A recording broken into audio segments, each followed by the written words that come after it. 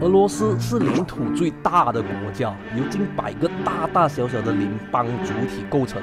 奇葩的是，当中有数个居然叫做 Republic 共和国。有时新闻都听到常闹独立的车臣共和国、什么什么克里米亚共和国、大大斯坦共和国等等等等。怎么俄国境内还有国中国的呀？其他一级行政单位多数则是称作 Oblast， 中译为州。但非我们认知的 states degree 的意思啊，没有本身的州宪法等多项自主权利，英语通常叫做 region、province。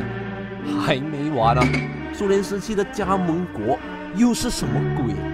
这些都是完全不同的概念啊，可谓世上最复杂的行政区划。你搞到我好亂啊！这一切根源可以追溯到几个世纪前的沙俄时期。话说当年欧洲多国都尝到大航海暴富的甜头，被困在东欧平原内陆的沙俄一直苦于找不到温水港出海口，无法造船航行啊，只好拼了老命开疆拓土，就只为寻求出路。结果误打误撞下，这战斗民族扩张到自己阿嬷都认不得，不单拿下西南方的乌克兰白俄地区，更是把东边的整个西伯利亚给吞了。这横跨欧亚的帝国，旗下子民因此也概括了几百个完全各异的民族。可沙皇为了大力集权化，才不管那么多，强行同化非俄罗斯民族，庞大的国土划分成几个主要卢布尼亚总督区，再下分更多的 Oblast 州，方便直接由中央官派管理。这种简单粗暴的单一行省制，让少数民族毫无话语权。这长期被压迫的窘境，加剧他们的离心力。来到上世纪初世界第一次大战的尾声，内忧外患下，俄国革命家红色教主列宁本着民族自决的原则，趁势鼓动帝国内其他非俄罗斯裔的各族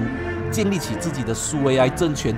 一起造反打倒地主资本家旧势力。终于皇室被推翻，几番折腾的全国内战，列宁同志在乱世中成功上台，创立全新的苏俄社会主义政府，并决议把俄国从之前的沙皇推行的中央集权单一制改为联邦制，以安抚少数民族，成为今年的自治共和国，换取他们加入联邦的条件至少大致成功维护了领土的统一性这种方式或许对那些东边势力单薄落后的少数民族管用可有些较强势的，比如乌克兰、白俄，他们上下民众的心想，好不容易从帝国崩盘大内乱时期脱离出去，绝不会想再成为俄国一份子了。几经周旋教主列宁临终前批准推出了一项终极方案，放下名义上更多的权利，妥协让一样是苏维埃共产兄弟的乌克兰、白俄外高加索等，都和俄罗斯有同等主权地位，以加盟国身份联合成立苏维埃社会主义共和国联盟——苏联。